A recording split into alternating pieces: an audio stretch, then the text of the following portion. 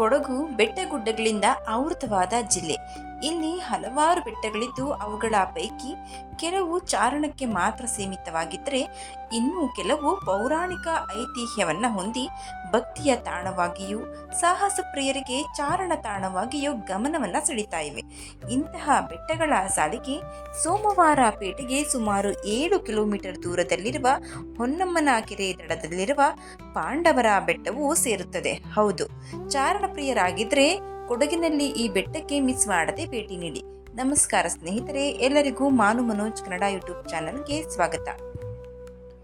ಕೊಡಗಿನಲ್ಲಿ ಪ್ರಖ್ಯಾತವಾಗಿರುವ ಪಾಂಡವರ ಬೆಟ್ಟದ ಬಗ್ಗೆ ಇವತ್ತಿನ ವಿಡಿಯೋದಲ್ಲಿ ತಿಳಿದುಕೊಳ್ಳೋಣ.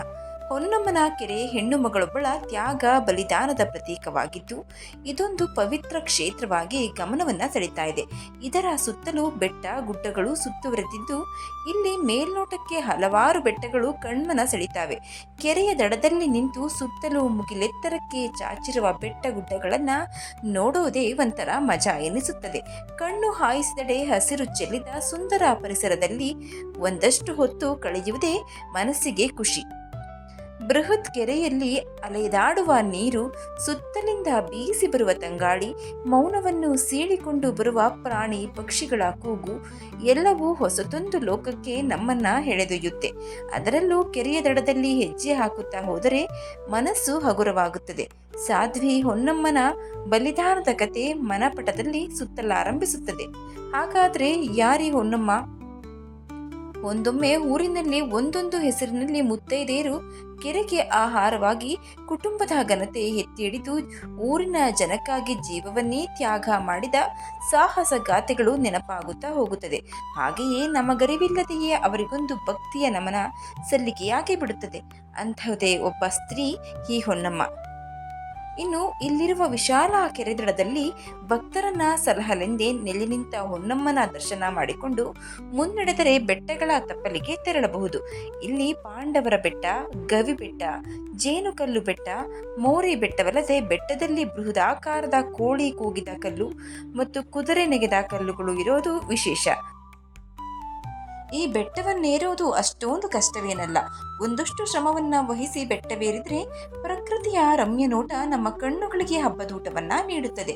ಇನ್ನು ಇಲ್ಲಿರುವ ಬೆಟ್ಟಗಳಿಗೂ ಪುರಾಣದ ಕಥೆಗಳಿಗೂ ನಂಟಿರುವುದನ್ನ ಕಾಣಬಹುದು. ಇಲ್ಲಿ ಪ್ರಚಲಿತದಲ್ಲಿರುವ ಕಥೆಗಳ ಪ್ರಕಾರ ಮಹಾಭಾರತಕ್ಕೂ ಇಲ್ಲಿಗೂ ಒಡನಾಟವಿರುವುದು ಗೊತ್ತಾಗುತ್ತದೆ.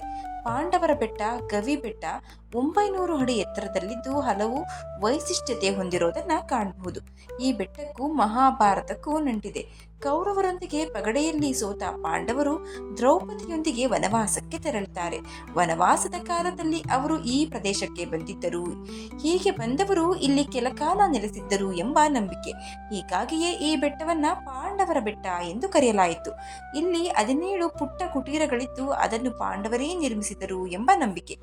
ಎಲ್ಲರ ಆಕರ್ಷಿಸುವ 2 ಕಲ್ಲುಗಳು. ಇನ್ನು ಪಾಂಡವರ ಬೆಟ್ಟದ ಬಳಿಯ ಬೆಟ್ಟದ ಮಧ್ಯದಲ್ಲಿ 20 ಮೀಟರ್ ಉದ್ದದ ಗುಹೆ ಇದೆ.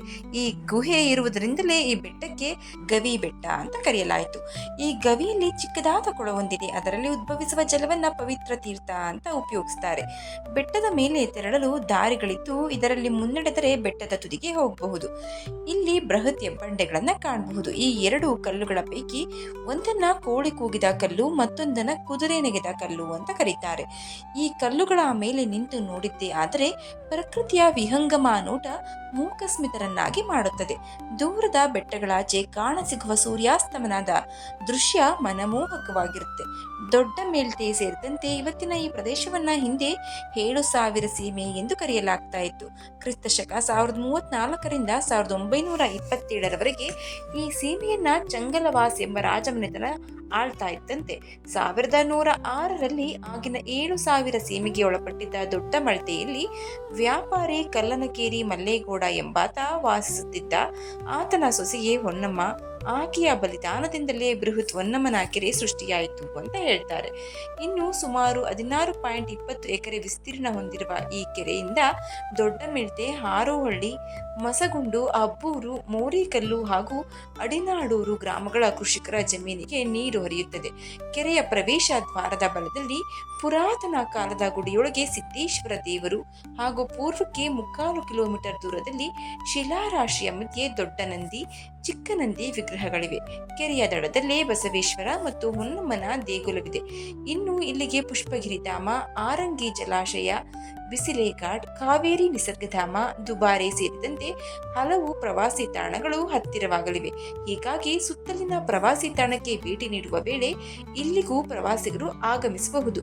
ಬೆಂಗಳೂರಿನಿಂದ ಇಲ್ಲಿಗೆ ಸುಮಾರು 250 ಕಿಲೋಮೀಟರ್ ದೂರವಾದರೆ ಸೋಮವಾರಪೇಟೆ ಪಟ್ಟಣವು ಕೇವಲ 7 ಕಿಲೋಮೀಟರ್ ದೂರದಲ್ಲಿದ್ದು ಇರುವ ಕಾರಣ ವಾಸ್ತವ್ಯಕ್ಕೆ ಯಾವುದೇ ತೊಂದರೆಗಳು ಉಂಟಾಗುವುದಿಲ್ಲ. ಅಷ್ಟೇ ಅಲ್ಲದೆ ಬೆಟ್ಟದ ತುದಿಗೆ ತಲುಪಿದವರಿಗೆ ಪ್ರಶಾಂತವಾದ ದೇವಾಲಯವೊಂದು ಕಾಣಸಿಗುತ್ತದೆ. ಈ ದೇವಾಲಯದಲ್ಲಿ ಭೈರವೇಶ್ವರ ಸ್ವಾಮಿಯ ನೆಲೆಗೊಂಡಿರುವ ವಿಗ್ರಹವನ್ನ ನಾವು ಕಾಣಬಹುದು. ಒಟ್ಟಾರೆಯಾಗಿ ಒಂದು ದಿನದ ಚಿಕ್ಕ ಪ್ರವಾಸಕ್ಕೆ ಹೇಳಿ ಮಾಡಿಸಿದಂತಹ ಜಾಗವಿದು. ಯಾರಾದರೂ ಸಕಲೇಶ್ಪುರದ ಕಡೆ ಹೋದರೆ ಈ ಜಾಗವನ್ನ ನೋಡಿ ಬರಲು ಮರೆಯದಿರಿ. ಸ್ನೇಹಿತರೆ, ಈ ಮಾಹಿತಿ ನಿಮಗೆ ಇಷ್ಟ ಆಗಿದ್ರೆ ದಯವಿಟ್ಟು ಶೇರ್ ಮಾಡಿ, ಲೈಕ್ ಮಾಡಿ. ವಿಡಿಯೋ ಬಗ್ಗೆ ನಿಮ್ಮ ಅನಿಸಿಕೆ ಅಭಿಪ್ರಾಯವನ್ನು ಕಮೆಂಟ್ ಬಾಕ್ಸ್ನಲ್ಲಿ ತಿಳಿಸಿ. ಚಾನಲ್ನ ಸಬ್ಸ್ಕ್ರೈಬ್ ಮಾಡ್ಕೊಂಡು ನೋಡ್ತಾ ಇದ್ರೆ ದಯವಿಟ್ಟು ಸಬ್ಸ್ಕ್ರೈಬ್ ಮಾಡಿಕೊಂಡು ನೋಡಿ. ಧನ್ಯವಾದಗಳು.